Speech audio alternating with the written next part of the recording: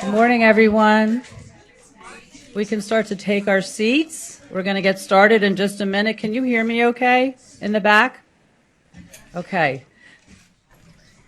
First of all, let me start off by saying I'm Shirley Kessel. I'm the Executive Director of Miles for Migraine, and I'm glad that you're all here today.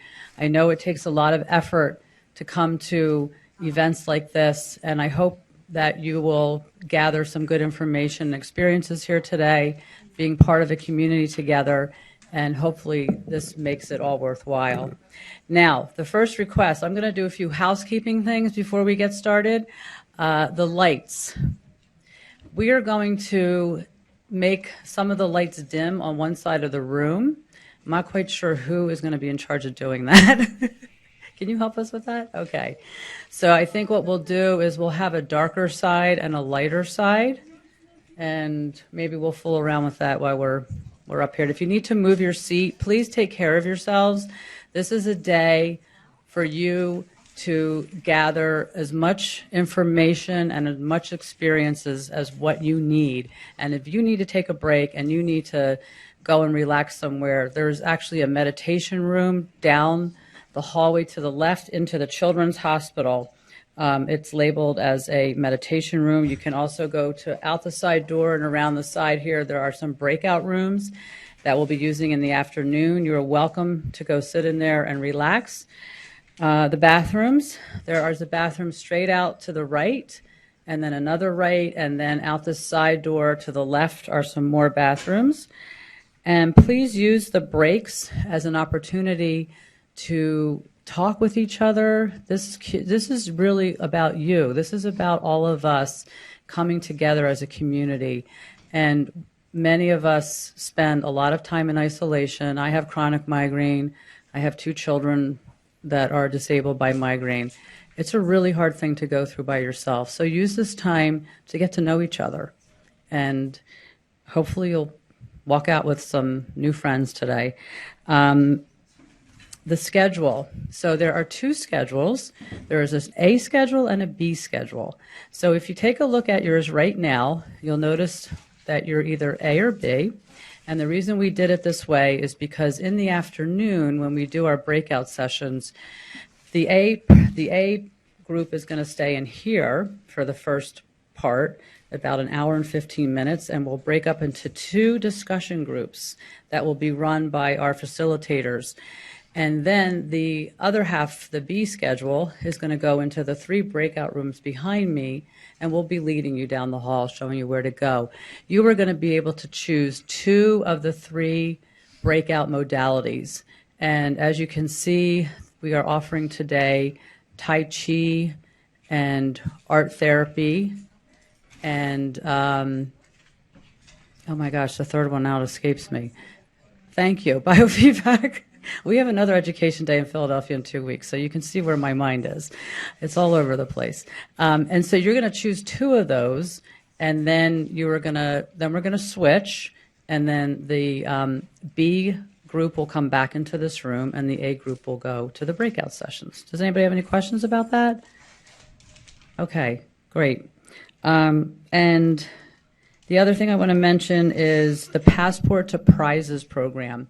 So take time during the breaks to visit our sponsors, because we will be doing a drawing at the end of the day. Yes, we will need you to be here to be part of it. And, you know, it's not like we're doing a lottery. You're not going to win $1 million. So if you have to leave, we're sorry. That's okay.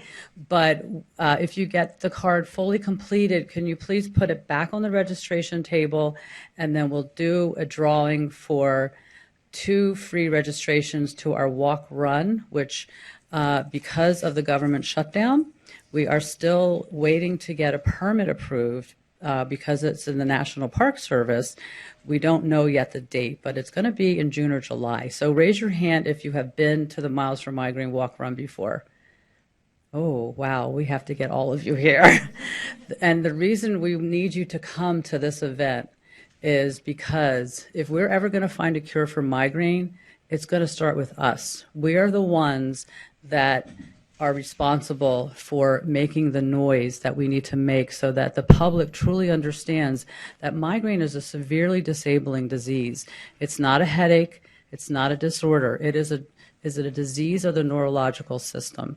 And so when you show up at a Miles from Migraine live event, you are placing yourself as an advocate at that moment and showing the public what they need to see and what they need to hear, that we want to cure, just like the people that advocate for breast cancer or AIDS or HIV. That's how they got so much attention, because migraine is so severely underfunded for the amount of people that it affects. And I think you all know what I'm talking about.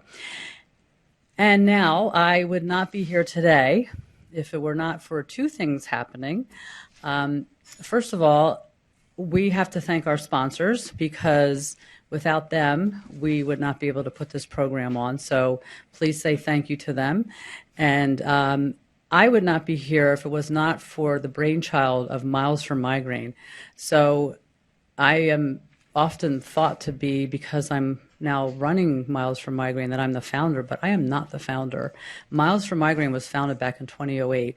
And I'd like to turn the microphone over now to our fabulous woman, Eileen Jones, who is the brainchild behind Miles for Migraine. So I'm going to let her speak to you for a few minutes. Thank you, Shirley. Thank you for coming today. My name is Eileen Jones, and I did found Miles for Migraine. Use the mic, Eileen, please. I started this because a group of us went to Congress. There were 45 of us in September of '07, and we went to Congress because we realized the dearth of research. NIH just was funding 0.1% of its budget to headache research. So we went and we visited our Congress people, and since I'm from here, one of the people that I visited was Dianne Feinstein, saw her legislative aide, and she said, "You people have a good cause, but you need to go home and build support for your cause in your community, like people, as Shirley said, with AIDS did, other diseases, breast cancer." So I went home and I thought, how can I do that? How can I build public support? I'm a chronic migraine sufferer, chronic daily. So I thought, well, I'll join a group of people. There's races for most diseases. I'll just join up with those folks and help them. And found out there wasn't any. There was no race. So that's how I started one with my husband Ken in the back room. And it's our 11th year now. I'm so glad that you all came today. We respect your privacy. You don't have to share anything about your medical condition unless you want to. And feel free to get up and move around. I respect you so much for coming out. If you're having pain today, I'm sure that many of you are. Thank you for being here, and I hope that at the end of the day, you know that we're not offering you a cure, but we can offer you perhaps a better quality of life with the wonderful speakers we have today. Thank you.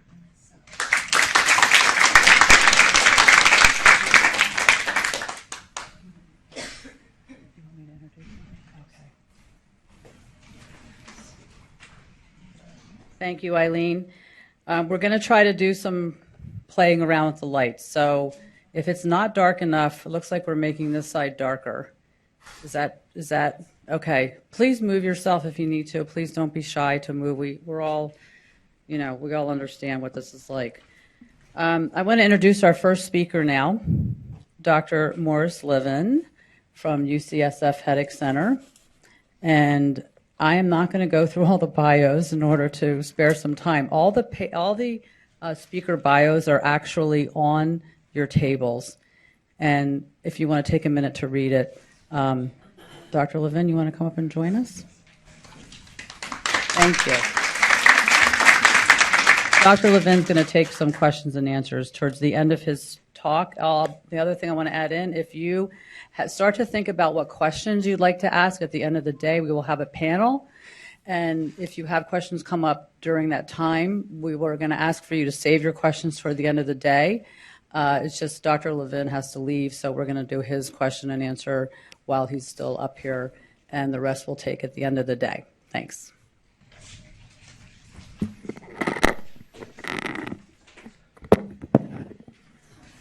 Thanks, Shirley. That was a great intro. No notes, no PowerPoint. I don't know how you do that. I have some notes and a PowerPoint. First of all, how's the sound? Is it good? Is it too loud? No, good. Okay. Please shout out if it's too loud or you can't hear. I'll try and enunciate better, or I can stand further away or closer to the mic.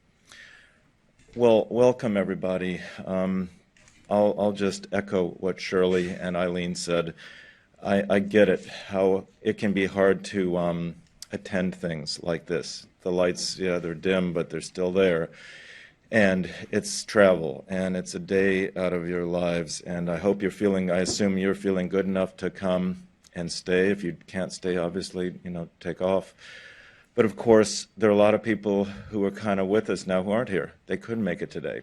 I've been aware of that for most of my career as a neurologist, that we see the healthiest people at any given moment out in the world, and everybody else who's not is home or somewhere else. So I really do appreciate you coming. I also want to thank the sponsors for making this possible, and I always like to make sure I acknowledge this very unique and I think very admirable organization, Miles for Migraine.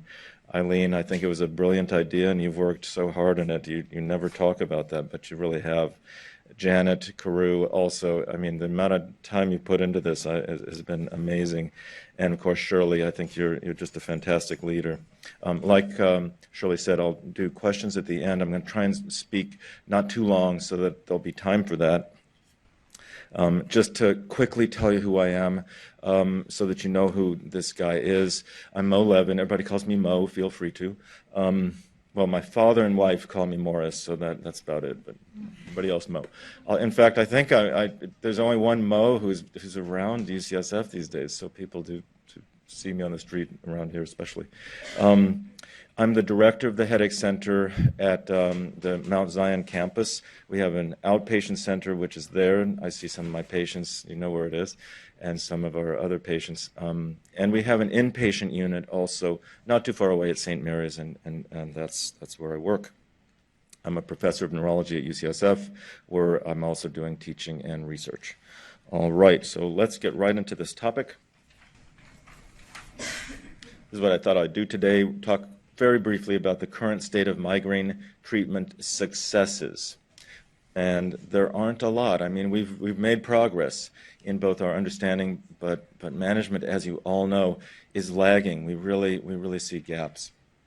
I thought I'd just go quickly through best treatments we have for migraine prevention and new additions and best acute treatments that we have, and then some coming additions there. And I thought I'd spend just a couple of minutes at the end on neuromodulation, stimulation devices that I think are kind of exciting, kind of interesting.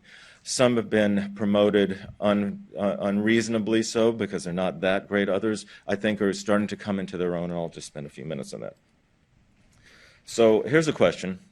Do we need new interventions in migraine? Who says yes? Yeah, right? I mean, this is something we all know, and a lot of physicians and medical people and just the general population thinks, what's the big deal? There are all these new drugs, and they're in the news. What's the big deal? Okay, so here's what the deal is.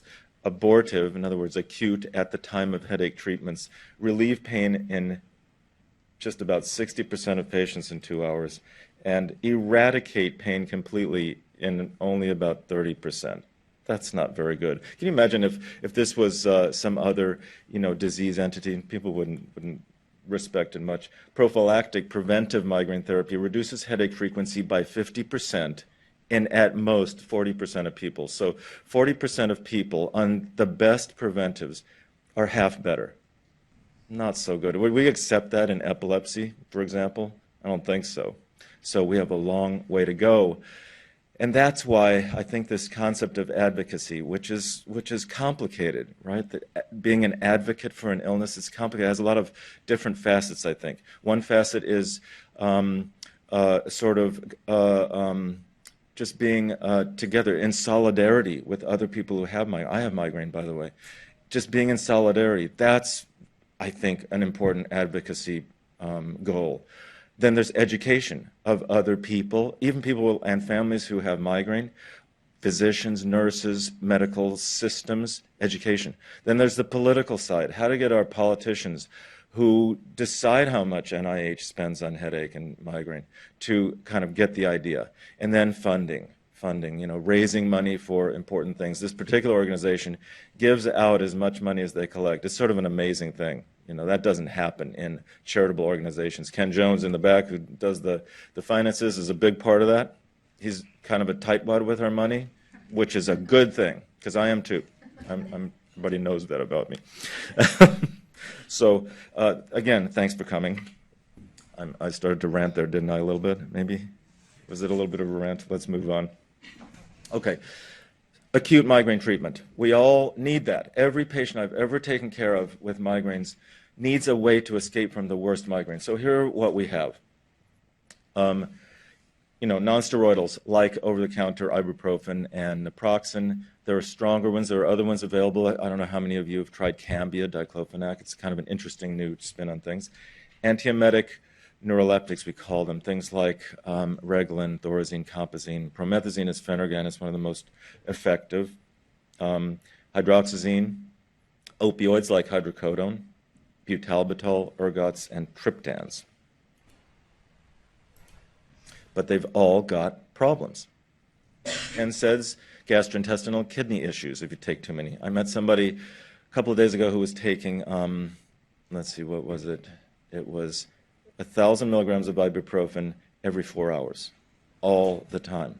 He got lucky, but how many of us could withstand that, without getting an ulcer or kidney issues? Antiemetic neuroleptics, these are all sedating. They have a lot of side effects if you are unlucky. Hydroxyzine, it's okay. Most of my patients know I love it because it's basically harmless and it can have some analgesic properties, but it's not that potent for a severe migraine, for example. Opioids, we're in right now the pendulum swing very much against opioids. Why is that? Why is it so hard to get a prescription for opioids, even a small number? And the answer is very simple, because of this phenomenon called tolerance. Opioids and barbiturates like butalbital cause tolerance, meaning that you need more and more to achieve the same result. More and more and more, till the point where you're taking a very unsafe quantity of these things. And it's just almost inevitable. Once in a while I see somebody who is able to stay at a stable dose of these things, but almost inevitably tolerance happens, and that's part of addiction. So that's the problem there. Ergots, when I was first in the headache field in the 1980s, this was a mainstay of treatment acutely. I don't know how many of you ever had an ergot, calf ergot, for example. Great med, but really kind of dangerous. Cardiac and vascular problems, so kind of dangerous. They're not used much except in the intravenous DHE form. And then came triptans in the early 90s, and they're very useful, but they have their problems as well. Let's see, can I make this advance? Here they all are, the triptans. You've heard the names, all of the names. Everybody in the audience probably knows these names. Why did I draw a circle around these? These are ones that went generic, so they're cheaper. And if you shop around, you can find affordable sumatriptan, frovotriptan, zolmitriptan, etc. But are these the miracle drugs they were promoted to be initially? Sometimes, yeah. Sometimes they're really effective. But look at this. They're ineffective in about 20 to 25% of patients across the board. That's a lot of people that aren't getting responses to triptans. And when you do get a response, there are all sorts of side effects. I think every one of my patients on triptans has gotten some side effect. And sometimes they're really disabling.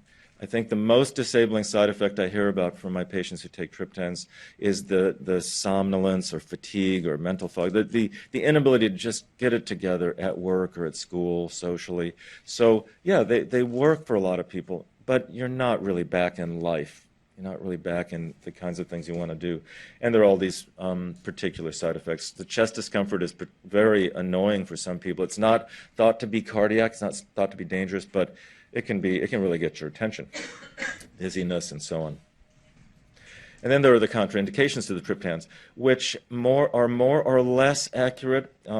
They were said to be contraindicated in these complex form of migraine with the complex auras like hemiplegic auras, brainstem auras, because those auras were thought at one time to be due to vascular constriction. That's no longer thought to be true. And so they really are not contraindicated. But for doctors to prescribe them takes a leap of, trust, because doctors who prescribe them for patients who are in these contraindicated categories are going out on a limb, and very few doctors will do it. Uncontrolled hypertension, use of an MAO inhibitor. It's an older type of antidepressant medication. It's not commonly in use much anymore, but still it's a contraindication. Can't be used with ergots like DHE. They're pregnancy category C, although we're pretty sure they're safer than that. And of course, anybody with vascular disease. So, these miracle drugs of the 90s, maybe not such miracles. I just want to say couple of quick words about these contraindications, because you might need to someday be in the position to educate your prescribers, educate your providers. They really are vasoconstrictive. They will narrow arteries. It will happen, but not that much. And a lot of the contraindications have not really borne fruit. They're really not that significant. Still hard to get prescribed if there are vascular diseases. Again, I said what I said about hemiplegic migraine and other things.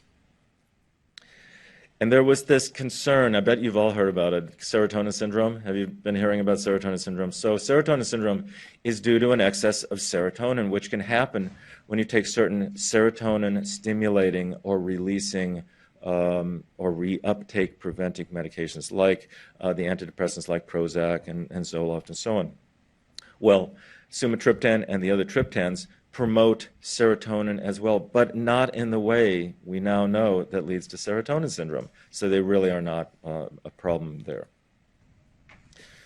So he says, that's just great. I create the perfect antidote for migraine, and all you can do is criticize. That's sort of the way, I think the pharmaceutical industry feels about their brilliant triptans. So let's talk about some new acute treatment options and new options to take as soon as you know the migraine's happening, which is, of course, a little bit of a trick. Every patient I've ever taken care of has asked me in one way or another, how do I know when to take these acute meds? How do I know that it's going to be a migraine? And I don't have an answer. As a migraine sufferer myself, I don't know how to predictably know when it's time to take a stronger or less strong medication. But you get the idea after a few years. You get the idea that if you can identify a trigger, for example, if the pain is really rising pretty rapidly, if you wake up with it, things like that, you know it's time to take an acute med. So you probably know that sumatriptan and other triptans are being marketed or going to be marketed in new forms. This is one that I've kind of liked. It's the nasal spray of sumatriptan, which we've had before, but this one is, I think, particularly effective on Zetra. There's an inhaled form of DHE which is being developed, has been in the development stage for quite a long time, but it keeps hitting these FDA barriers. And I think it has more to do with technical design of devices than anything else, but not quite approved yet. There is a DHE nasal spray, but it hasn't been that effective. But these inhaled DHE products, one of them may get approved, and I think might be a good thing. This is an interesting thing. It's called a needle microarray of these tiny little, I think that you can see this thing here is a blown up picture of these many reservoirs with little tiny needles that you put on as a skin patch. You can see how it goes on the arm and delivers a little bit of zolmitriptan. I think that has potential. It's not yet approved, but it will be, I think, soon. But this is a new class of acute meds called the ditans. And the first one that's going to be marketed, I think, is lasmiditan. People call them new triptans. They're really not. They stimulate serotonin receptors, but a totally different serotonin receptor. than the triptans do. And as a result, they do not cause vasoconstriction. They do not cause narrowing of arteries. So they're going to be considered entirely safe, we think, in patients with cardiac disease, cerebrovascular disease like stroke, and so on. They do have, unfortunately, they have a list of side effects. And when they're available on the market, which should be, I think, within a year. I don't know, but I think should be. We'll have to just be careful. We'll have to warn patients. And, you know, we doctors feel funny about warning patients about every single side effect that might happen, because if we did, you wouldn't want to take anything we prescribe. But we need to be cognizant of these side effects. Some of them are kind of irritating. Dizziness is, I think, the highest on the list. So dizziness, whatever that might mean to different patients, lightheadedness, or even vertigo. I just put these chemical structures on because it's interesting to me. Sumatriptan and serotonin are very similar. In fact, sumatriptan was designed to try to be a lookalike to serotonin, to stimulate serotonin. Not so with the ditans. They're really quite a different chemical structure, and I think it's a good thing. CGRP became a target about 10, 15 years ago. People started to realize that CGRP, calcitonin gene-related peptide, a kind of a circulating transmitter, hormone, if you will, was really an important stepping stone to developing a migraine headache. You know, people would get a migraine with infusion of CGRP, for example. And so it became a target for pharmaceutical companies and researchers. And these meds were developed, telcagepant and osegepant were developed, but then they were abandoned because if you take them every day for, say, preventive purposes, they can cause some liver irritation. So they were abandoned. But a couple of companies are still working on these in safe versions. We think safe versions. So they'll be available for acute treatment of migraine, I think, in the next couple of years. This is just rimegepant that showed that 20% of people, 21% of people are pain-free after taking it in 2 hours as soon as the migraine started. And just to review, because you're going to hear more about CGRP in a minute from me, but also in media more and more because of the CGRP monoclonal antibodies. Why did we think this was a target? Because it turns out that in migraine folks, like most of us, CGRP levels are high. Just in our system, they are high. And during a migraine attack, even higher than the general population. Turns out that triptans and Botox block CGRP, which we think is maybe a significant part of the way they work. So again, let's see if we can target that in another way. And then, as I said, if you infuse CGRP, this chemical CGRP, into people who have the migraine tendency, genetic tendency, whatever, they will get a migraine-like headache. So lots of reasons to think about it. Just wanted to review that with you. Here's an interesting thing. Oxytocin, also known as the love hormone, or the happy hormone. It rises when we do things like have empathy, when we relate to people. I'm not kidding. It's kind of an amazing hormone produced in the hypothalamus, comes out of the pituitary gland. It turns out that it has anti-pain properties as well. And one of the strangest things about oxytocin is that if you put it in a spray in one of the nostrils, it won't get absorbed by the blood vessels like most sprays do. I don't know if you know that, but most sprays like sumatriptan spray and other sprays are absorbed by the tissues in the nostril and the veins and so on. This is actually absorbed by the nerves, by the nerve endings in the nasal tissues. I'm not aware of much of anything else that might do that. Anyway, it's been studied by a couple of researchers, one at Stanford that I've gotten to know pretty well, and we use it. We have pharmacies formulate this for use at the time of headache, oxytocin. And I'm seeing some good results. It's not a game changer for most people, but I'm seeing some good results. And the side effects, basically zero, which is very appealing to a lot of my patients who have been through many, many trials of acute meds, all of which caused trouble. Here's another one. You've probably heard of ketamine. Ketamine has been around for quite a while as a general anesthetic for surgery. And I got into using it intravenously for patients of mine who had chronic pain of other types. I've also done quite a bit of just general pain medicine. And I liked it. And it really did help when we had patients come in the hospital and infused ketamine. It has a lot of side effects that way. But it's useful. But now we can have this formulated in pharmacies. in this spray, and at low dose seems to be without side effects and helpful for some patients. Let's talk for a few minutes about preventive treatment of migraine, and that's where we get into the CGRP monoclonal antibodies. But first, let me just refresh your memory. You know this already. Here are the big three preventive categories: anti-epileptics like Topamax, topiramate; beta blockers like propranolol; cyclic antidepressants like nortriptyline, amitriptyline. Who in the audience has tried one of these? Basically everybody, right? And they all have their problems. So there is a sort of an ABCs. When I teach residents, I say, just remember the ABCs. But there are some second-tier preventive meds that I quite like. I've gotten a lot of success with a lot of my patients with calcium channel blockers like amlodipine. This angiotensin receptor blocker, it's another blood pressure medicine called candesartan, and memantine, which was actually invented for Alzheimer's, but turns out to be quite effective for some patients with migraine. So we do have options. They all have their problems. At best, as I said before, at best, 50% of patients are half better, have half as many headaches as they used to. Not great numbers. And this cartoon, I wrote this caption myself. It was a different caption. Because, guess why? I've heard this verbatim from my patients. And guess how it feels? It feels like I'm an idiot.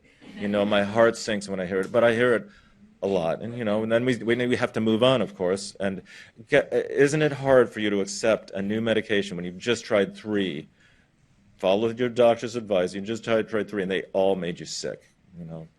A tough sell. So these things came out. The CGRP monoclonal antibodies hit the headlines, and it's funny how many calls I got from, what's it called, Ken, investment hedge fund people, whatever it's called, people who manage other people's money, asking me, Dr. Levin, you're the director of the UCSF Headache Center, so tell us, are these things going to be a game changer? And what they wanted to know from me is, should we invest in them? This happened. I can't remember getting this many phone calls, in one month, hundreds, literally, and emails. So 4 companies have developed these products to not just block CGRP, but to keep it blocked for a while, preventatively. And they're antibodies, which means that they're like our own body's antibodies. They are injected. You can't take these in pill form. They'll just be digested in the gastrointestinal system and not be useful. They have to be injected, generally once a month, but some are aiming for the once every 3 months injection, and they stick around. And they're not metabolized by the liver, so they don't irritate the liver. They don't go through the kidneys. They don't irritate the kidneys. They're just kind of recycled into amino acids and reused. And so these things are quite safe, quite specific, and they seem to be a game changer for some people. Here they are. 3 of them are available now, and the 3 companies that make the currently available monoclonal antibodies have contributed to this conference. So we'd like to, again, thank them very much. I think they all have booths outside. They're all, I think, similar in some ways, but slightly different. I don't have time to go through the differences and the similarities, but they're close. Here's what it sort of looks like for the groups of patients who've been exposed to these. The way this graph is arranged is that here is month 1, which is sort of, this is the first dose, second dose, third dose, and you can see the reduction of headaches. This is for the placebo version, and this is for the real thing. The benefit keeps happening. The first month seems to be a good benefit on average, not for everybody, and some people have a delay, but on average, and then as time goes on, the benefit increases. These are just some numbers. I don't want to really belabor the numbers, but basically the 50% response rate, meaning the number or the percentage of patients who have half as many headaches as they used to, it's kind of a useful parameter, is 65% for the Erenumab, the first one on the market, and you can see the others. In other words, better than the best preventive meds we've used for many, many years. So pretty exciting, not perfect, and I don't want to over-exaggerate, but pretty interesting. And there are many strengths, and again, I'm not going to belabor this. They do seem to work for a certain fraction of migraine patients, not just well, but really well. Of course, that means that there are a number of patients they don't work for. They might work for other medications, and they work pretty quickly. And the side effect profile is really nice. How many of you have experienced these or tried these so far? Probably a lot, yeah. Hang in, and one thing I would say is, and let's see if I have this on the next slide. I'll get to it in a minute, but one thing I'll say is, if one doesn't work, it may very well be logical to try another or a different dose. So here's Aimovig, the first one, Arenumab. It's an auto-injector, meaning you inject yourself with this little device. 2 dosages. It's a monthly infusion. Oops, how do I make that go with this? Sorry. There is latex in the needle cover, but my patients who are latex allergic have not had a problem. I don't know how that's going to play out. Ajovy, Fremanezumab, is actually a syringe. It's not an auto-injector device, but it's very similar. At first I wondered if my patients would have problems with this. They don't. It's been very easy to use. It's a little more viscous. It's a little larger volume, so you do have to have that needle in and inject, or have a loved one or friend inject for you for a few seconds. Galcanezumab, Emgality. It's another auto-injector. You just push a button. There's a loading dose with this one. So the first month you use 2 of them, and then it's every month injection. And then finally, this Eptinezumab has not been named yet because it hasn't been approved by the FDA, but it's going to be an intravenous format. So you go to one of these infusion centers, which I also was a little concerned about. I thought maybe patients wouldn't want to do this. It seemed like a hassle. So I visited a couple of infusion centers. I don't know if any of you have been to these things or seen them. They're really nice. I saw one I went to was filled with maybe 15 people getting infusions, doing their email on their laptops. There was a screen. Some people were watching a movie. It's great. You go there for a half an hour and then you're gone. And so I think this will be a quarterly, so every 3-month infusion. It might be a benefit for some patients. We do have a lot of lingering questions about CGRP monoclonal antibodies, like where are they actually working? What mechanistically is happening? And part of that question is, what is CGRP really doing for us? And does blocking it pose a risk in some way that we don't know about yet? We just don't know these answers yet, but we're working on it. Who will respond best? Which patients with migraine, with chronic migraine in particular, will respond best? We don't know. But could we perhaps get to know? Like, will there be markers in blood tests? Will there be, imaging information on MRIs that will tell us who might respond better? Genetic information, for example.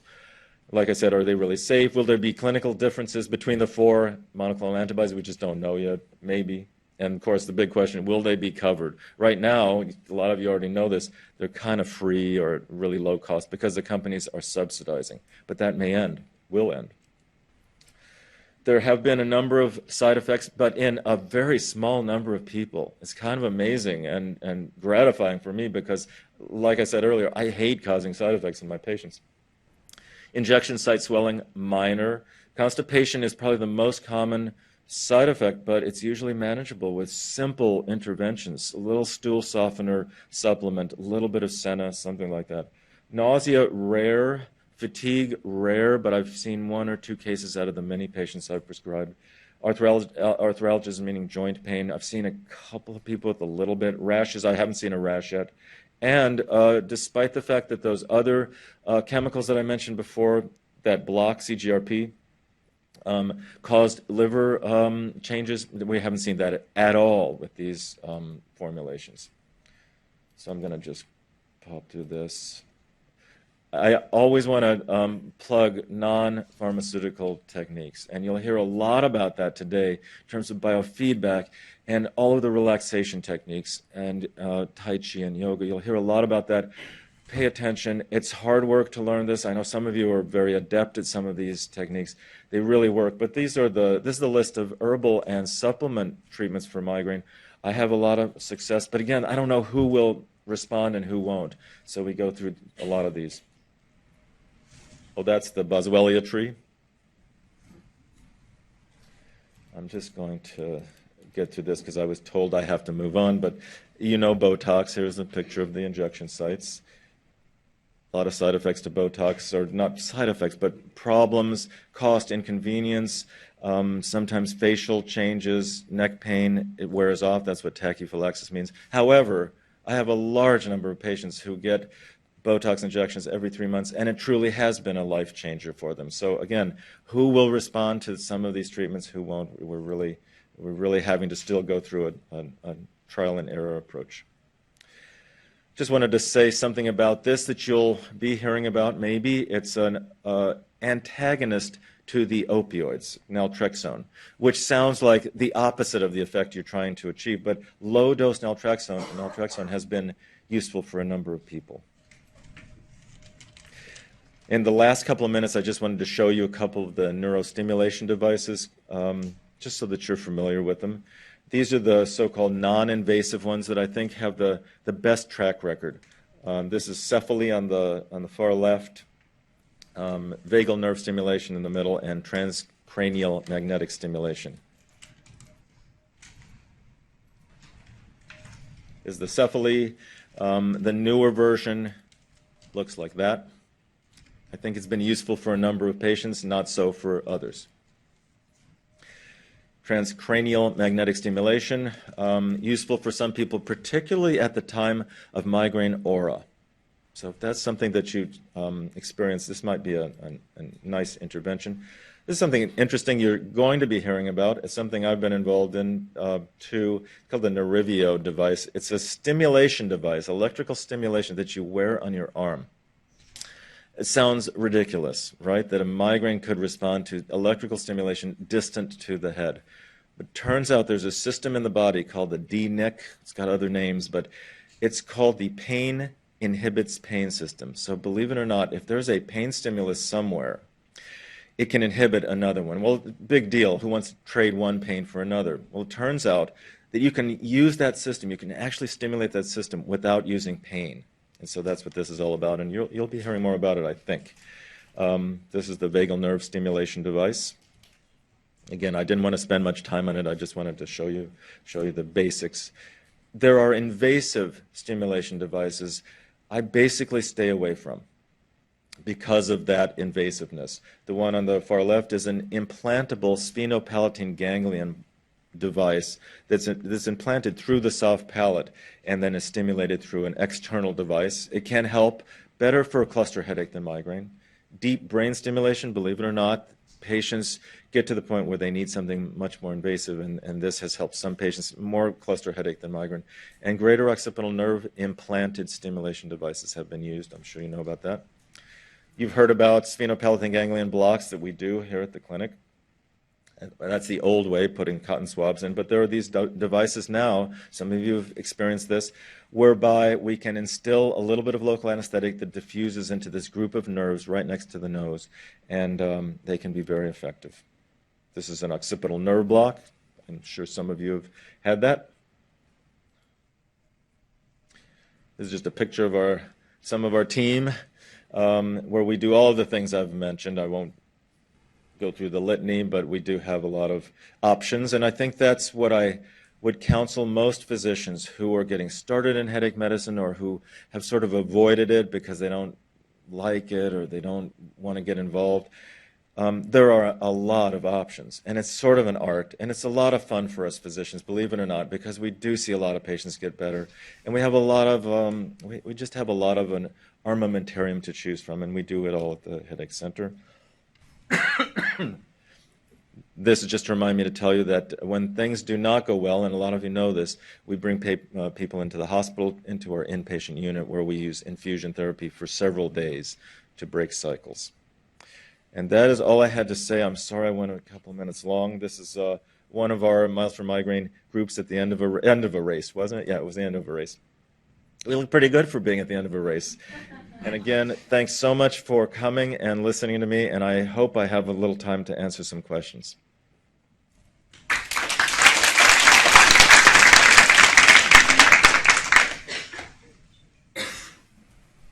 Yes?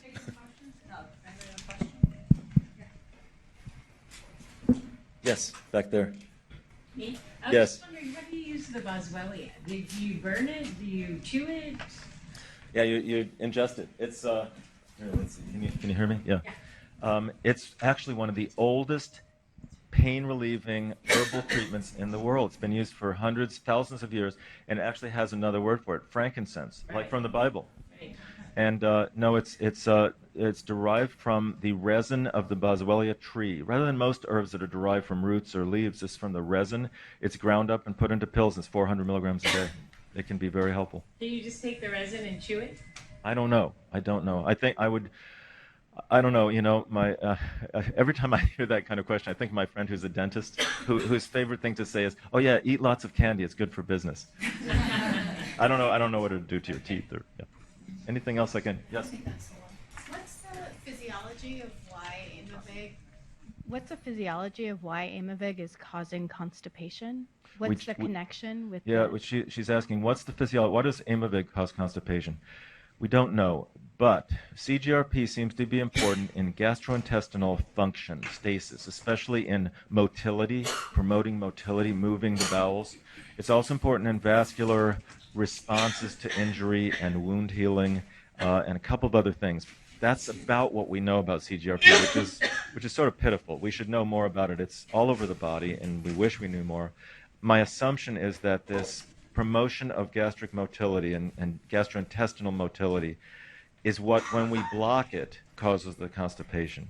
And like I said, we're having really good luck with stool softeners and Senna. I think Senna's for some reason, and I don't know, Nina, maybe you've seen this. Senna seems to be working for your patients But I also really like helping with this magnesium. with magnesium. Because Yeah, magnesium and another one helpful for yeah. migraine.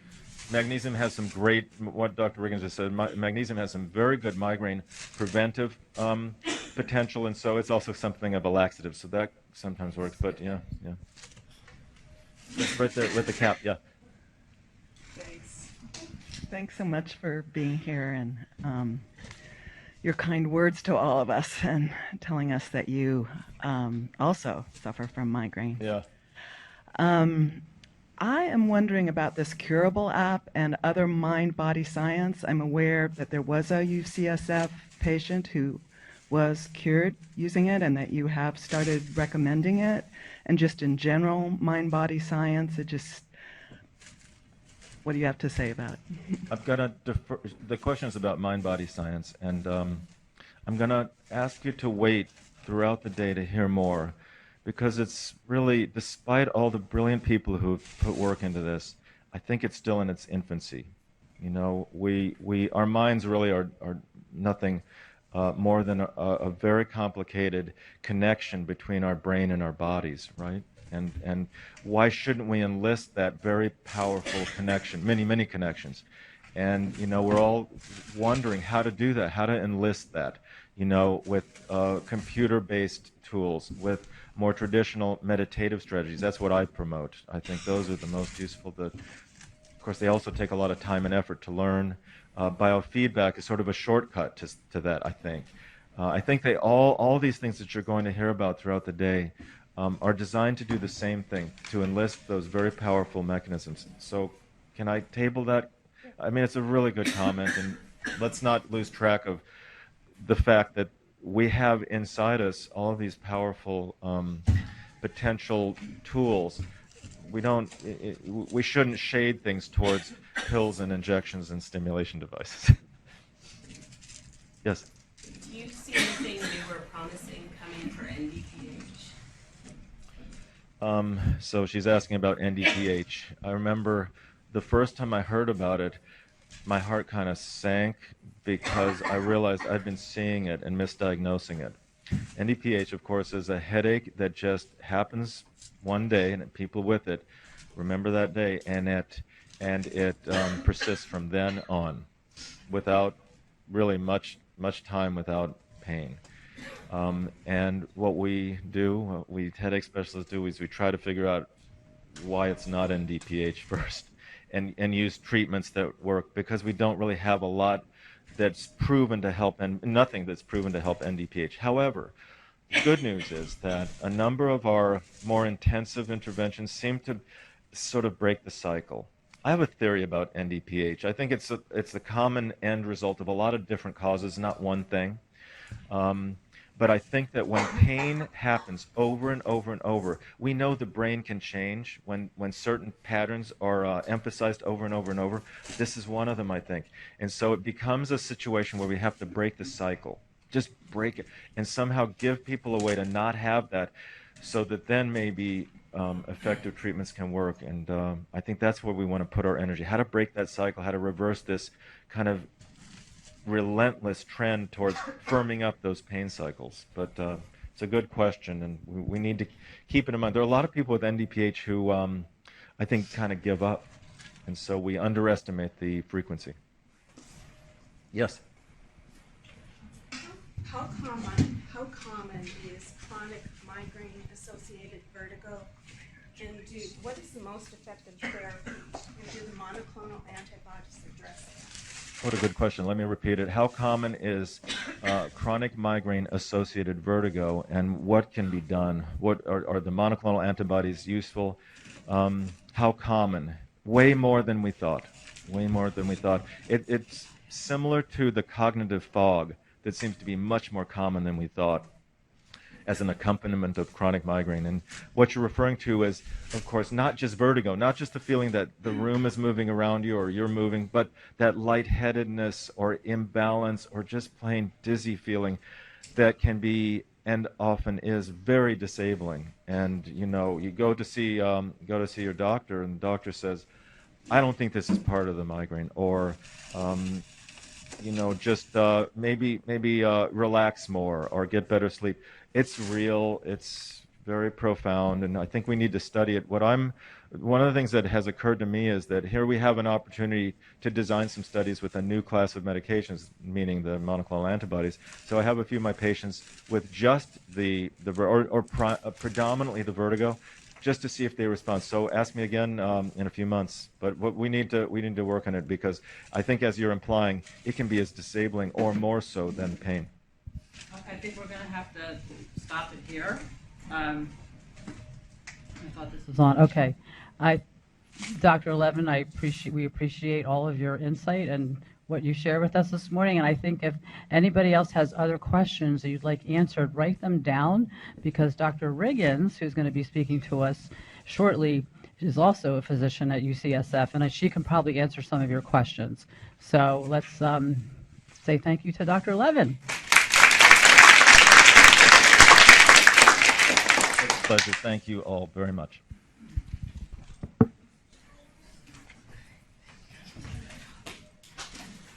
Okay, we're a little behind schedule, but that's okay. We're not going to stress about it. We'll catch up. And this next speaker I'm going to let the speakers introduce themselves today, because it'll save us a lot of time and we can get more good juice flowing. But I would like to introduce you Katie Golden. And we are going to be putting some handouts on the tables, and Katie will be instructing us about when she would like for us to use them. So without further ado, here is the famous Katie Golden. Thank you, Mama Shirley. Why doesn't it, if you want to, let's stand up real quick, because I know it's hard it can be very difficult to sit and for long periods of time. So, I mean, my water is totally, sorry. I'm like, wait, my water's going to fall. Here we go. Okay.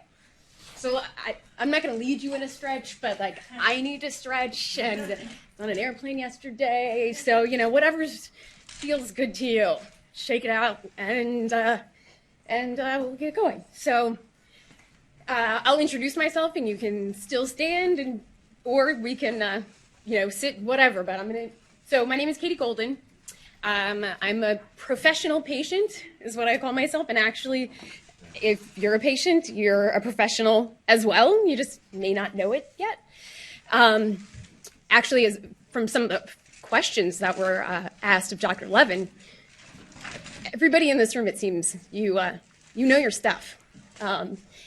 And so I'm an advocate and a writer as well. So I wanted to do a roll call real quick. Raise your hand if you are episodic. And so episodic migraine is technically having less than 15 headache days a month. So how many people are chronic? How many people are chronic 24/7 and have not had a break in years? How many of these people have ever met another person that gets that? You all know each other. But that's me too, and all of it sucks. Anybody here who has cluster headache? I'm sorry. Any other primary headache? There are over 300 different classifications of migraine. So if there's another one, thanks. How many are caregivers? Thank you. Thanks for being here and for doing what you do. Healthcare professionals, awesome. Healthcare professionals who also have headache disease. Thanks. Who has been here, or who this is your first time going to an in-person event? Awesome. Well, this is going to be interactive because that's how we're going to do it. So I'm really excited. That's a lot of people, and so hopefully you guys will keep doing this. Has anybody ever attended a Miles for Migraine event in the past, either a race, education day? Gotcha. Sweet.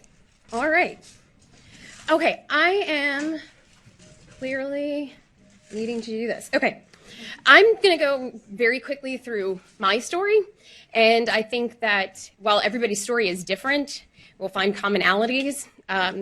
So I was episodic at age 5. I had an aura, and I vividly remember this. So it was very easy for me to get a diagnosis. And right before I turned 30, I got a migraine, attack like normal, and it never stopped. And that was 8 years ago, last month. So I'm always in some level of pain. It just, for those who don't have 24/7, well, you know, you all get it. Because even if you're in the hangover phase, or, you know, there's just different variations. And so I had to stop working. I was a commercial real estate lender for a small community bank in DC when this happened, and I tried to work for 2 years. My employer was extremely amazing at helping me work things out, but after 2 years, my headache specialist at Georgetown, Dr. Alani, who I owe a lot to, said, you've got to at least do short-term disability for a little while. That didn't make a difference, and so I had to stop working altogether. And so then I needed a purpose, and I couldn't just sit still, so I started writing for Migraine.com. And then through that, I got to see and learn a lot of, just connect with a lot of different groups and a lot of different people. And so then that's how the advocacy came in. So we're going to talk about the advocacy piece. This is a slide, because I was a banker, so numbers make sense to me. We're going to talk about the 5 stages of grief. Shirley, I think if you could start passing the little things out. There you do. Oh, you're ahead of me. All right. Productivity, it takes me 2 to 3 times longer. I'm sure you guys get this as well, to do anything. Hence why I was in the back of the room and everybody came in and I was still finishing these slides. I was 32 when I had to stop working. Family relationships are less than they used to be, but man, I have an amazing, my friends, and then I have my migraine family, and it's really amazing. And, you know, some of these people are just online, but they're family to me, and that has been a blessing. And yeah, independence, I just wrote, it takes forever to manage the paperwork of our disease. So I wanted to talk about the stages of grief before I get into anything else, because it's not, so the stages of grief: denial, anger, bargaining, depression, and acceptance. healing is not linear. The stages of grief are not, man, I need to stop using the mouse and use the arrows. I'm so sorry. Because I talk with my hands. Healing is not linear. Stages of grief are not linear. I have reached acceptance, and then something else gives me a swift kick in the arse, and then you can go back to being denial or the bargaining phase. And so while I may seem to have it together, no, I don't. I've been living with it for 8 years, but there's a lot of times when something hits me and it's too much and I revert back. So that's that can happen. In one word, migraine.com, I write for, they asked in a survey, what would you call migraine in one word? And this was from 2018, and debilitating was the biggest, largest number of people that said that's how they would describe it, with hell being the next one, and I would agree with that. Okay, so that brings me to migraine thief. So let's take a minute to actually just acknowledge that what the disease that we have sucks. And that's okay. And it's okay to ask for support. And it's okay to put on a brave face when you need to and just push through your day. You know, everybody's got to do what they got to do. But let's also acknowledge that migraine cluster, it has taken something from us. So on the cards that were handed out, if you want to, write down your name, or you don't have to, and what has, I call it the migraine thief, taken from you. So up here is Shirley's daughter, Sydney. We did this exercise at an event last year. Sydney said that migraine has stolen my teenage years and high school experience. My good friend Jill Zellin said migraine's stolen my livelihood and time with family. And also good friend Jamie Sanders, you might know as the migraine diva, she says migraine has stolen the dream of being the mother I always wanted to be, healthy, able-bodied, and pain-free. And I didn't put it in there, but my boyfriend of almost 9 years did this exercise too, and he is a caregiver. He does not have migraine, but he said, migraine has stolen times with my love. Stolen times with my love. So I've really clung onto this phrase, never let your pain go to waste. So we're going to talk about how different ways through advocacy that you can do that. But when chronic illness strikes, our lives, our dreams, our relationships change dramatically without ever having a say. Friends leave, relationships crumble, careers disappear, and ambitions or dreams are no longer attainable. Finding the new you takes going through the grieving process. But we can't get stuck in one phase without growing. So we're going to talk about how you can grow. So if you guys could hand out the second one. So as they're handing that out, I really would love for people to on the card, or at least think about what has migraine thief has taken from you, because we're going to circle back to it. And while this part is being passed around, does anybody want to share what migraine thief has taken from you? That's okay. In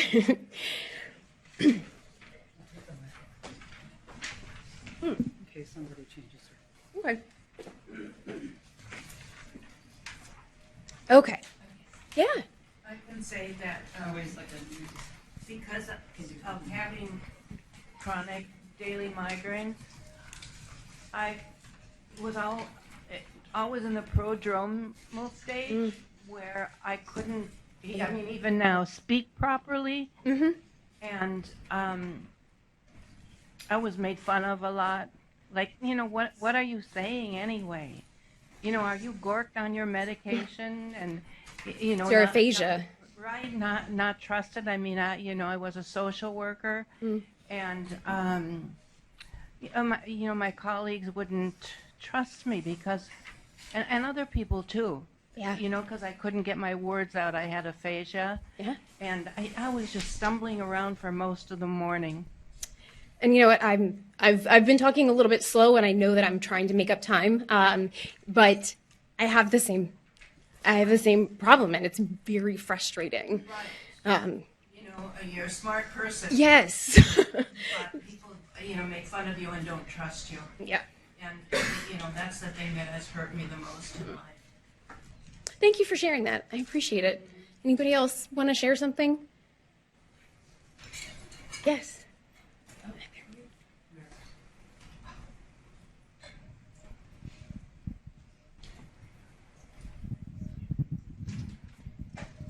So I have migraines myself, and I have a 17-year-old daughter. It's okay. We're all here with you. You take your time. It's not possible for us to be spontaneous. And we've lived with this. I was 6 when I first had my first one, and she's been 7. She was 7. So seeing my 17-year-old venturing into her young adult life and having to have this break on is really hard. Is she chronic? That's heartbreaking. We're going to thank you for sharing that. And anybody else? Yeah, please. For me, it's stolen my energy and my vibrance, and as a result, my ambition to get things done in the world that I want to do. Yeah. And the guilt that comes with that of like, why can't I get out of bed and do what I want to do? But yeah, it's not your fault. So we're gonna talk about some ways. So I wanted to get this out of the way because I think it's really important. But now we're going to talk about some ways that you can help yourself and take some power back from what your disease has taken from you. So what you have here is actually something that Shirley Kessel has mentioned multiple times, and so I have to give her full credit for this, that advocacy needs to be part of your treatment plan. And therefore, everybody's got a prescription pad here. If your doctor wrote advocacy on a prescription, what would you do? Would you say, what are you talking about? Would you say, I don't know how? Would you say, that's intimidating, I don't have enough energy? My insurance doesn't cover it. Sorry, that was really funny. It doesn't.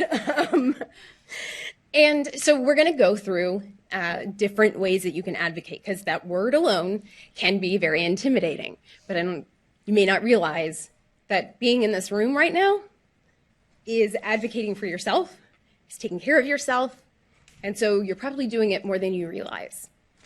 So as we go through some of these, if you want to write down on there pick up 1 or 2 things that are of interest to you, and then maybe we'll share those a little later. So first thing is join an event, which you guys can check the box on that because you're here today. Miles for Migraine, obviously, education days and the community events, and their migraine community support groups, which is a project of Miles for Migraine. And then there's also the Out of My Head film, which is a documentary, and there are ways for you to bring it. If you haven't heard about it, I can give you more information, but there's ways for you to bring it to your town and have it shown at no cost to you. So those are some things.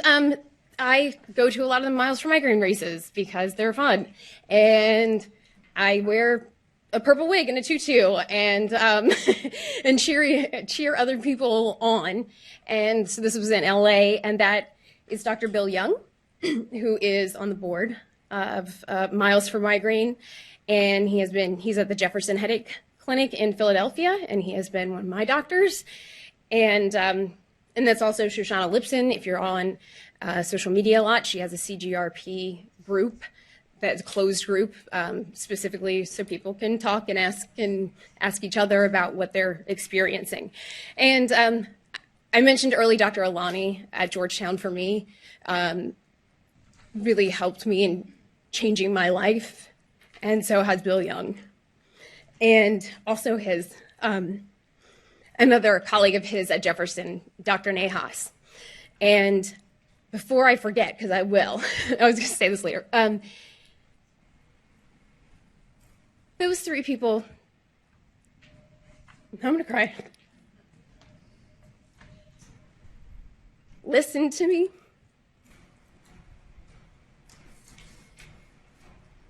didn't give me any false hope.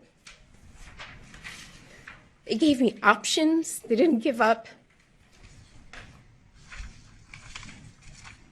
I will never forget the day that Dr. Alani said I was chronic, and I was like, I don't know what you're talking. I didn't know that was a thing. Didn't know that could happen. And then when she got to the end of what she could do for me, she said, you know what, let's send you to Jefferson, and we're gonna where she had trained, and that was the best thing she could have done for me. And Jefferson has been a godsend. And so what's also amazing is that while none of those doctors actually wrote on a prescription pad advocacy, they have walked with me. They have followed me. They have shared things that I write. Those three doctors embody advocacy, and doctors and patients working together in advocacy. Bob Shapiro is, I'll get to that, a Headache on the Hill, and he's also somebody that is just really, really amazing. And I think that in the headache community, migraine headache cluster community, there are a lot of amazing doctors who walk with us. Okay, so there are other things that you can do. You can contribute your talents. You can volunteer. Thank you to the volunteers who are here today.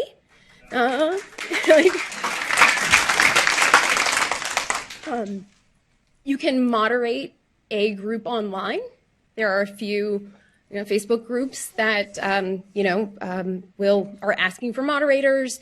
So when other people ask some questions, they'll try at least to provide support or maybe provide some information about what those people are discussing. So that's something that I did early on, and man, I learned a lot, and also gained some really amazing connections that way too. But even if you don't want to moderate online, just being in an online group to feel supported and to support others, and just saying, I hear what you're saying, that is a way that you're advocating. You're making them feel like somebody cares and somebody listens to them.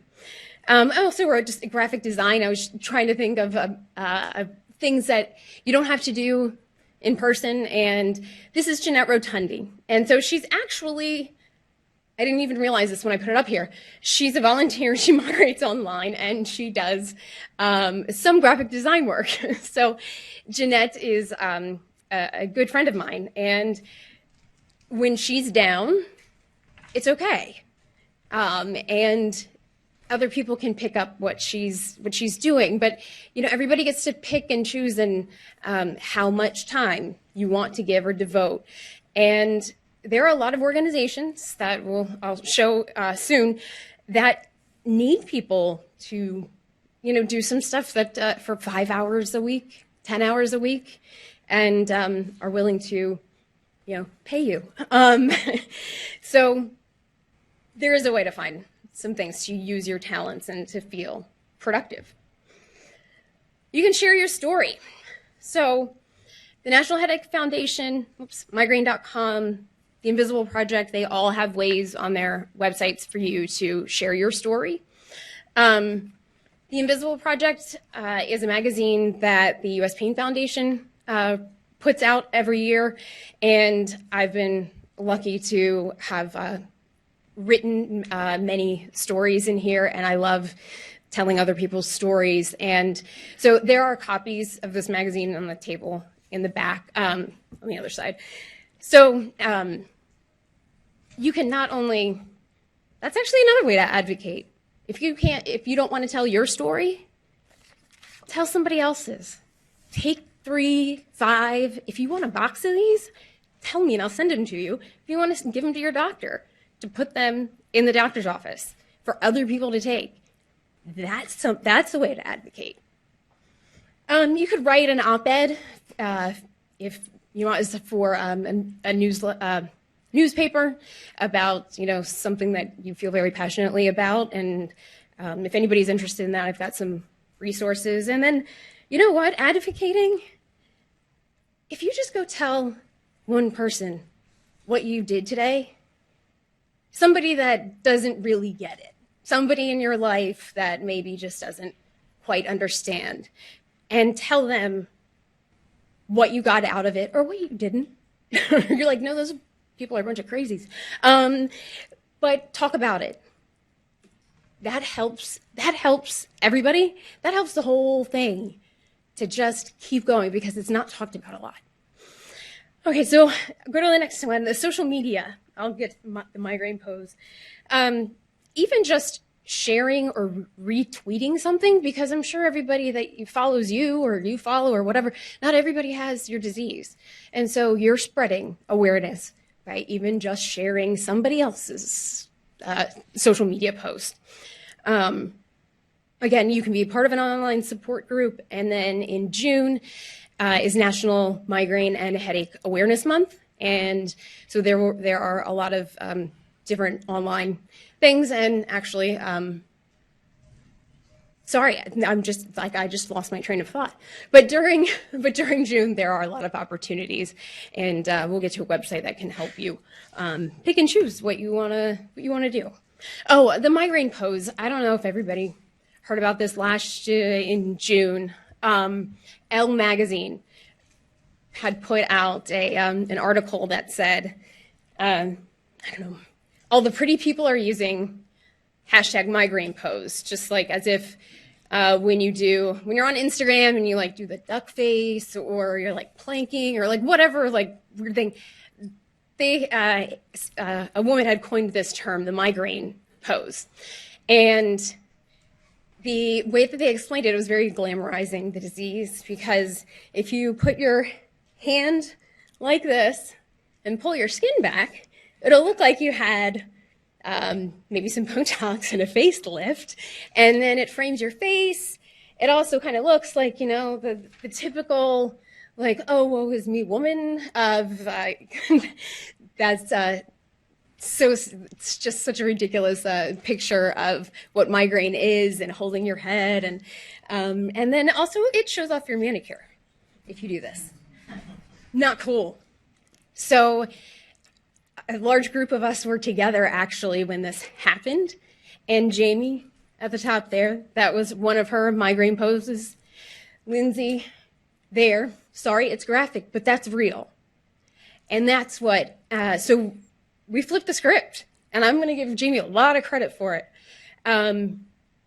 She I don't want to say lashed out. She was very pointed and said, this is not okay. Migraine is a full body experience. You can't glamorize our pain. We all got behind her. People who were there within 12 hours, they had changed the topic or the title to hashtag headache pose, thinking that was better. It wasn't, but then it started a movement of a lot of people saying, using hashtag true migraine pose or true headache pose.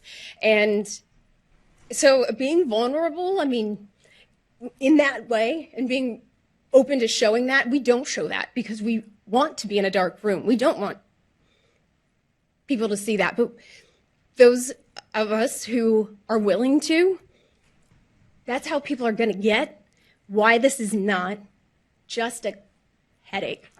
I hate that phrase, and I hate when people say that. So, in your daily life, you can advocate for yourself by educating yourself. There are a lot of websites I'm going to show that have some really great information, and that way when you go to see your doctor, you have questions, you have done some research, maybe you have some suggestions or questions for them. So educating yourself is advocating for yourself. Again, like I just mentioned, talk about it, because people don't. And changing the language. I think you'll have noticed that I say, who has migraine disease, or I had a migraine attack, instead of I have migraine headaches. Because you wouldn't say I have cancers. Migraine is a disease. So there's some info on that. I'll get to that too. So a lot of people try to give us well-meaning advice. And I just wondered, somebody share something ridiculous that somebody was told you to do that would cure your headache. Yes, please. Raw sliced potatoes on my face. On your face? Or who else? We all have that. She lives in Moran. No shade. Who else has one? Deep breaths. I mean, no, that's not going to cure it. You know why? Because there isn't a cure.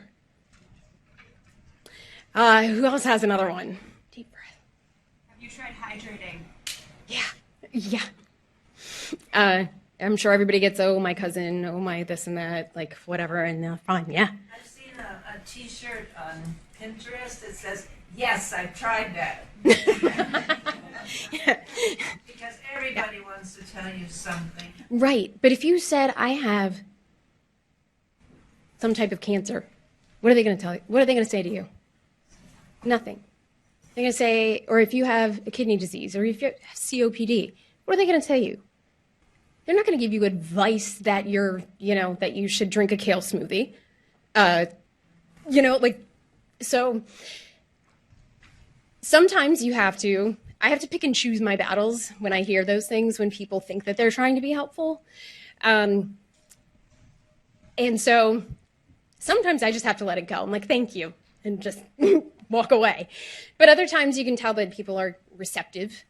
If I wanted to engage more and maybe explain why the stuff on my face, or like tomatoes, potatoes on your face, why that's not going to work, then sometimes that can be really difficult. And so these are a few things that you could use as responses. And I also want to make sure that everybody here understands these as well, and please ask questions. But migraine is a neurological disease that affects the entire body.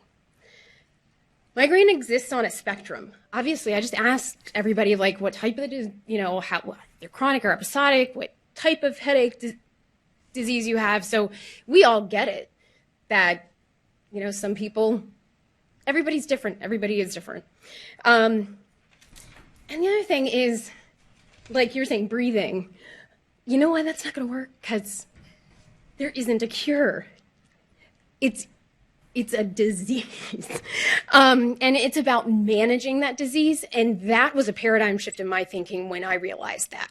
When I stopped looking for the cure and started realizing that I had power to manage it better, but it will always be there. For some people, you can have, some people say, oh, well, I just figured out I can't drink red wine and I've never had another attack ever again. That doesn't mean that they were cured. That means that they found something that is a trigger for them. Your body changes as you grow and get older, and so things change. You could, 10, 15 years later, that person could start getting migraine attacks again, and could be for a different reason or a different trigger. It's always there. And actually, that was a huge shift in my thinking too, when a doctor told me that. But I am very hopeful for a cure. So I mentioned Headache on the Hill. Who has been to Headache on the Hill? And actually, you can see my good friend Heidi right there. Heidi's wearing a very stylish hat. I like it. And so if you don't know about Headache on the Hill, and this is 12th year, advocates, you guys, when I say advocates, I mean anybody who has a disease.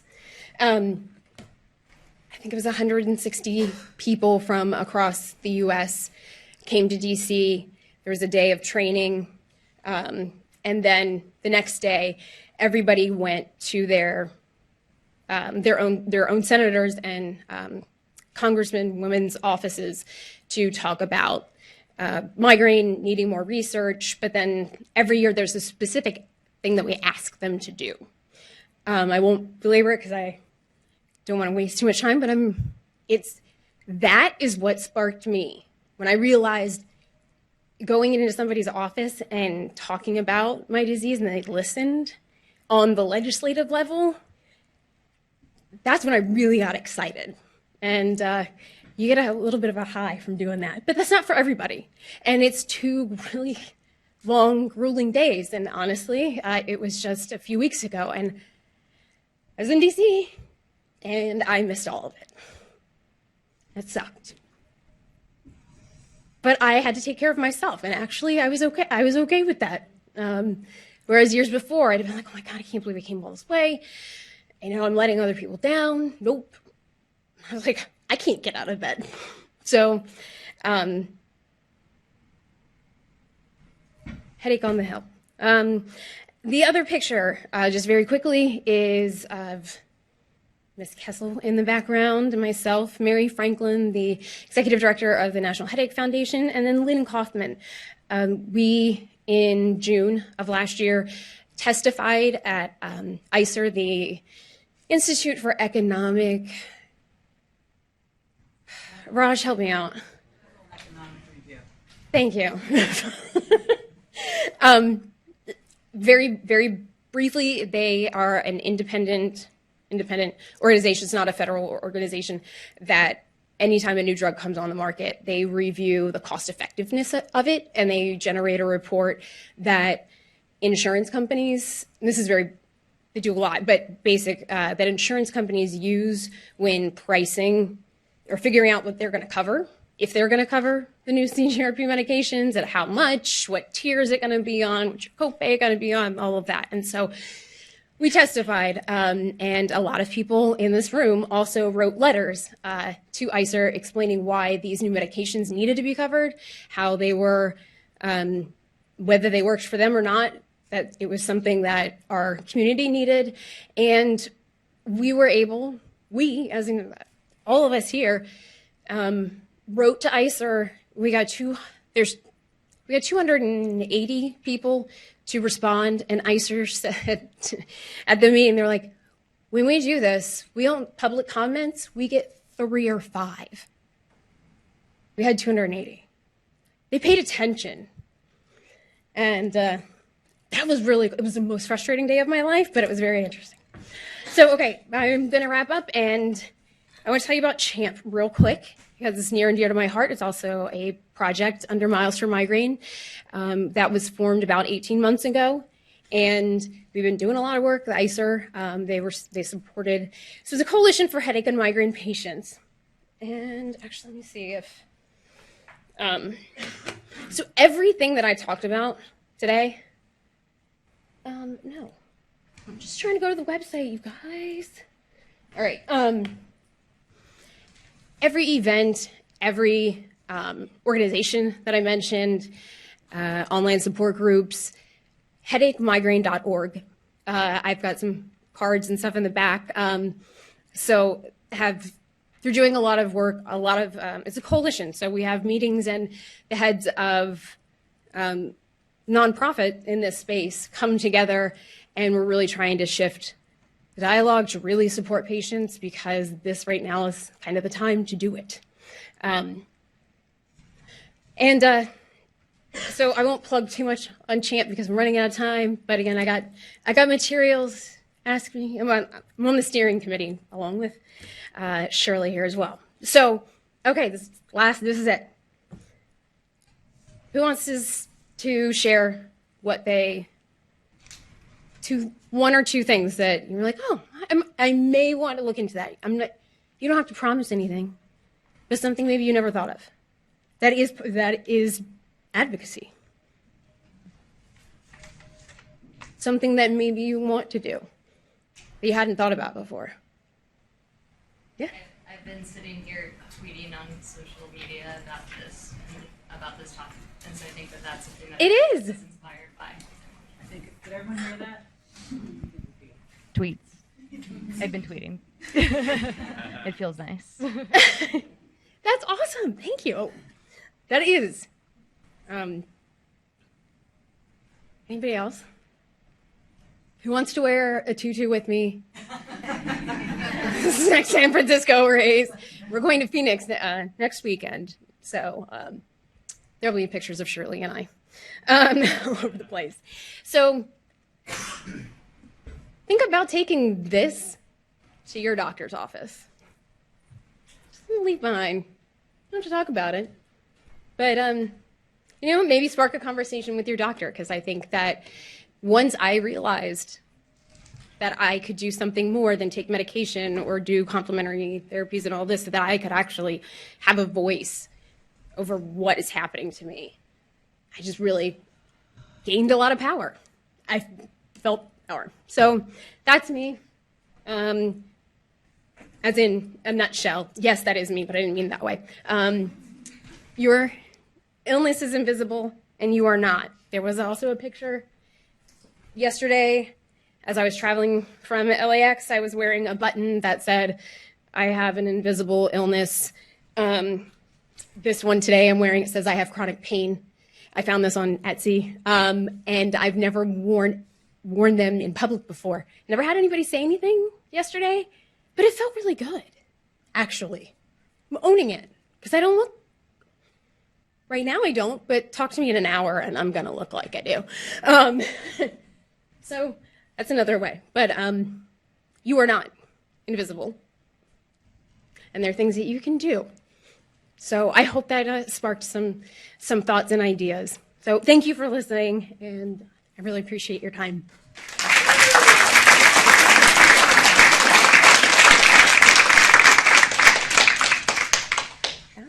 Then thank you to Shirley for saying that advocacy needs to be part of the treatment plan. She lied. I'm going to actually encourage all of you to, if you did write something down on your handouts that Katie gave you, if you would take a selfie, and if you feel comfortable posting it on social media and hashtagging Miles, the number 4 migraine on Twitter, or just Miles 4 migraine, FOR, if you're on Instagram, if you're on Facebook, and letting people know you're here. And that's the first step of advocacy, is speaking up. And yes. I totally forgot to bring it back around to the postcard about what migraine is taken from you. Don't take a selfie.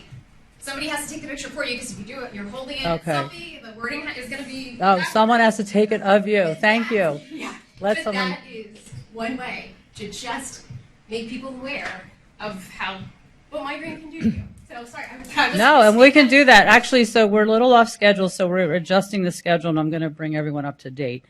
What we're going to do is we're going to take a break, and we're going to take a 15-minute break. And I'm going to invite you to take your pictures then. Maybe if someone you don't know in the room can take your picture.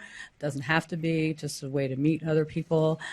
Please, if you have your passport to prizes form, you can walk around now and get those filled out. Like I said, we will draw the winner at the end of the day. And then we're going to reconvene. What time is it? 11:30-ish. 11:30. 11:33. So at 11:50 or 11:45, it can even be now. I'm going to invite you to go, everyone, and get your lunch, come back to your table, and at 12 o'clock, we're going to hear from Dr. Riggins because we're a little behind schedule, so she'll talk with us during lunch. So take this time now to mingle and take a break. Thank you. Other options for food? Yes, there is a cafe. Where's Janet? Janet, do you know where the cafe is? We have this right here, but if you're interested in something different, there is the hospital cafeteria that's open. If you go out, take a left and another left, and just go all the way down the hall. Okay, 2 lefts to the cafeteria, but obviously we have food here that's included for you today, and hopefully there's something for everyone. No, I'm just.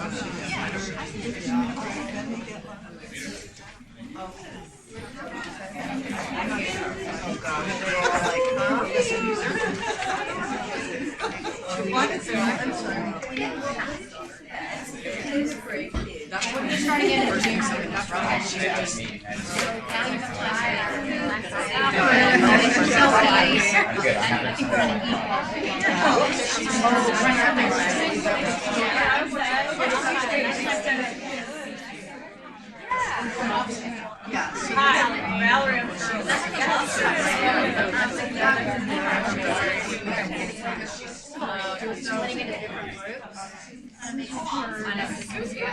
I'm so worried because I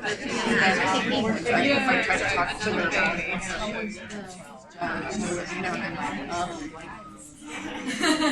Not all the time. She's great. She's good.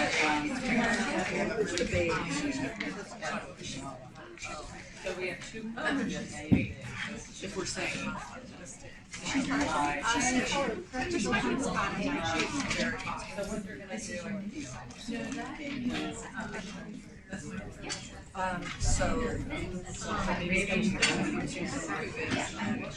went through a education. Oh my goodness. And that's. I was just in the wrong other side. That's totally had a mindfulness class on Thursdays. Yeah. So she was she's the one. Yes. Every Thursday for me. Yeah, I've done mindfulness class before. I just love that when it's like.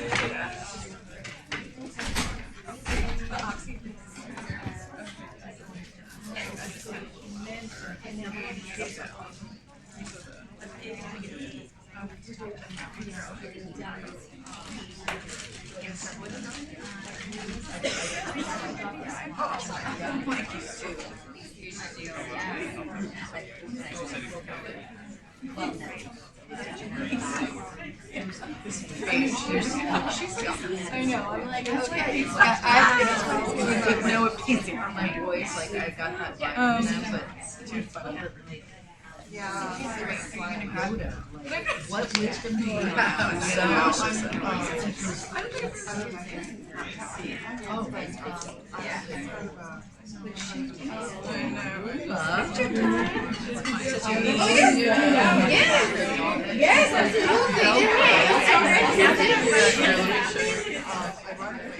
Got it. Sorry, honey.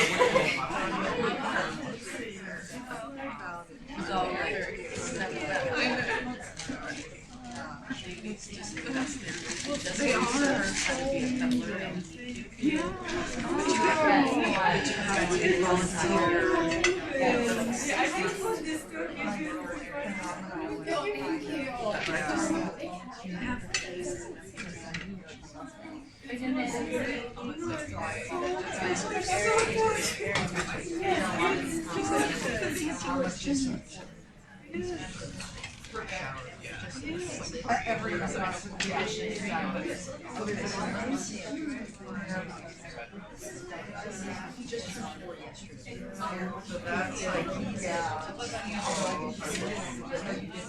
And then there's children.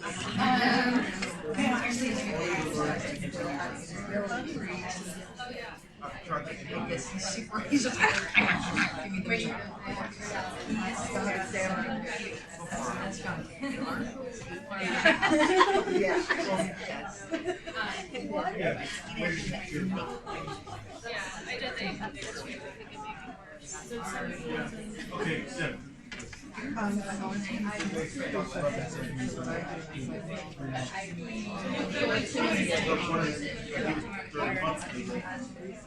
I mean, I can drive the April days, but you're sure.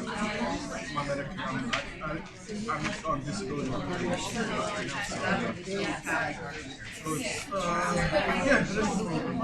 Yeah, but yes,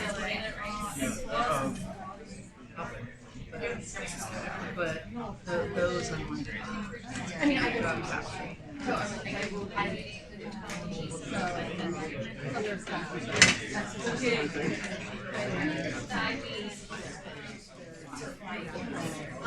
so, and that's. No, that is. Am I stealing from them? Okay, let's.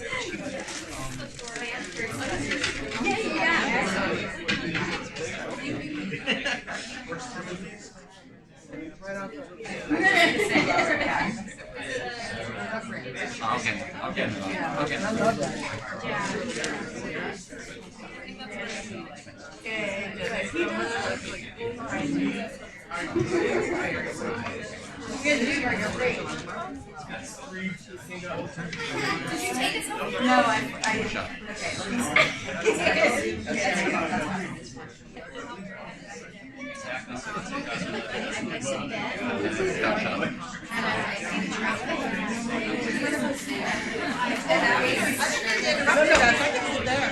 No, go ahead, go ahead.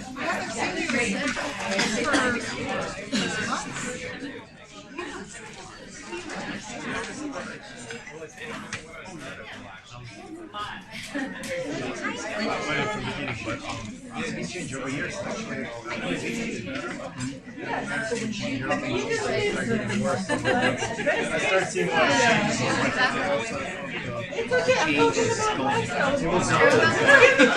It's worth it. That's a good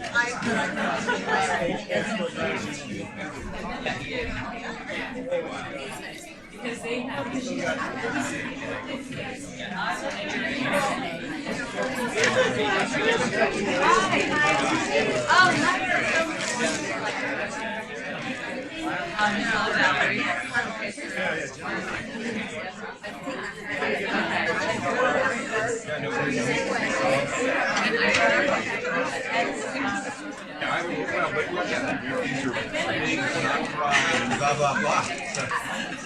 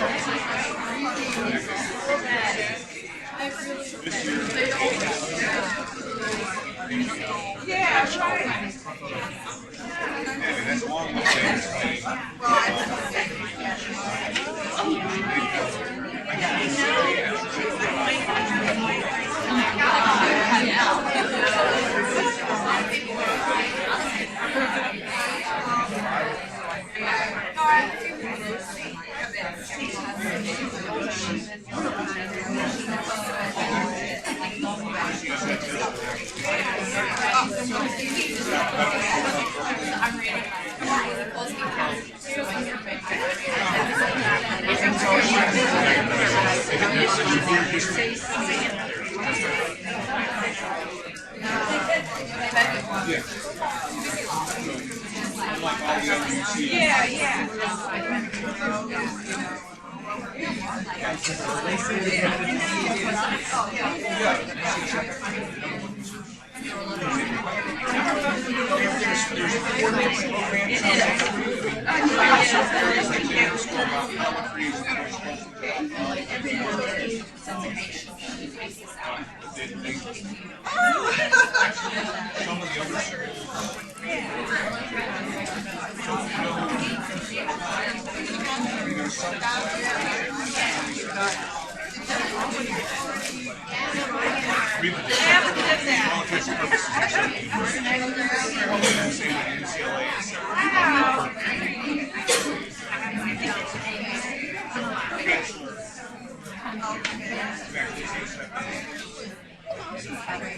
10 UC campuses.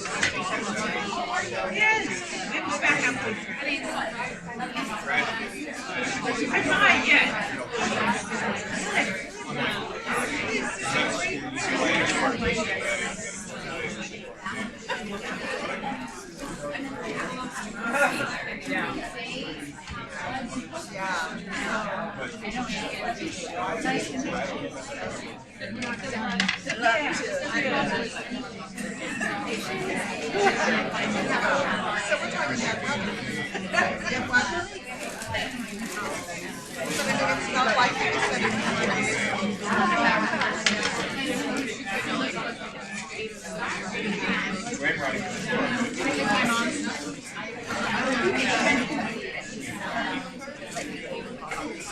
All that.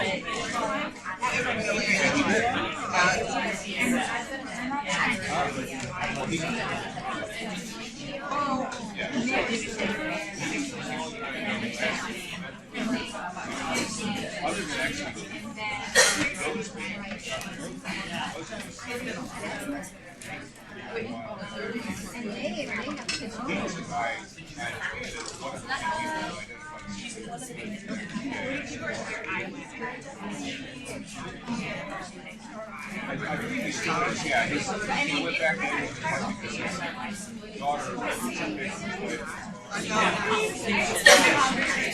I might like be forgetful of what I.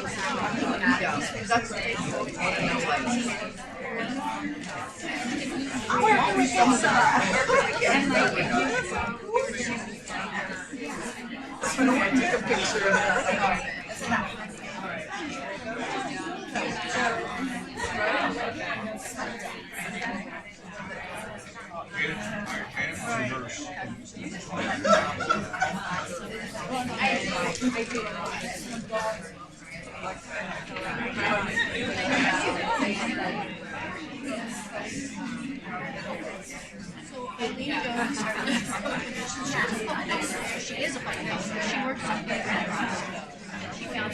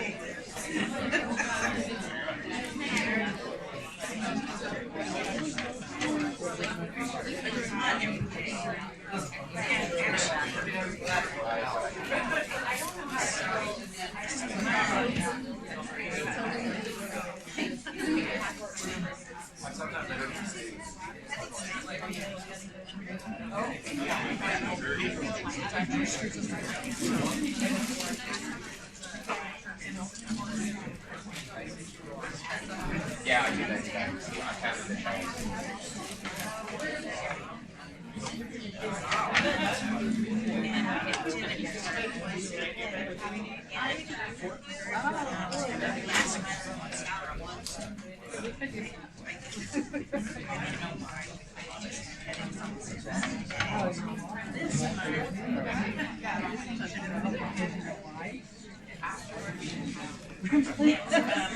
That's why we're here.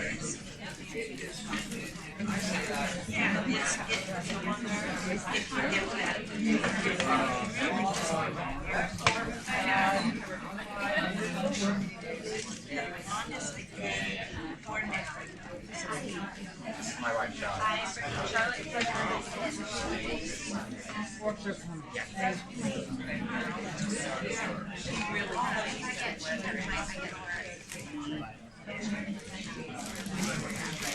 Then I went up to Washington State. It's a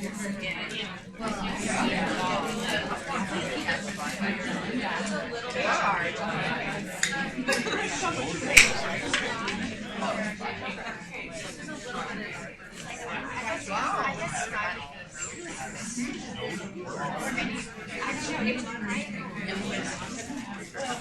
Here you go.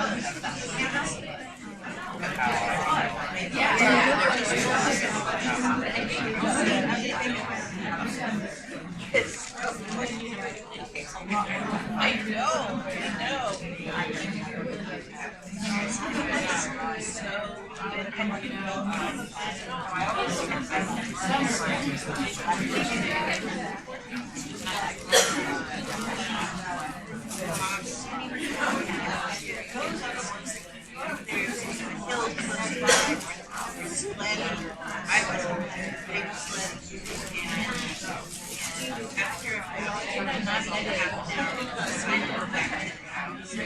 How's lunch, everyone? Is everybody enjoying lunch okay? Great. We're going to start up again. And how's the lighting in here? We've lowered the lights about as low as they can go. Is everybody feeling okay with this lighting? I feel like this part of the room's a little darker than the back. So before I introduce Nina Riggins, I got an email from a woman who I'd like to introduce to you next, and she asked me if Miles for Migraine ever does any informational sessions about cyclic vomiting syndrome. And while I have heard of it, to be honest, I really did not know much about it. And so I thought it would be of interest to actually have her come and attend today, and she's here, Belinda Killian. And she's going to speak to us just for a few minutes about a condition that probably a lot of us have heard of but may not know very much about. And I'd like to welcome Belinda. Please come forward.